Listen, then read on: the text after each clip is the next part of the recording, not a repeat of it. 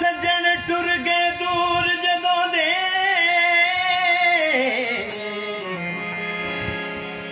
मेरे को के पेश छोड़े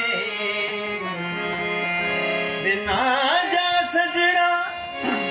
ना जा सजना वे ना जा सजना वे के तरले हथ जोड़े उन्हें जरा परवाह ना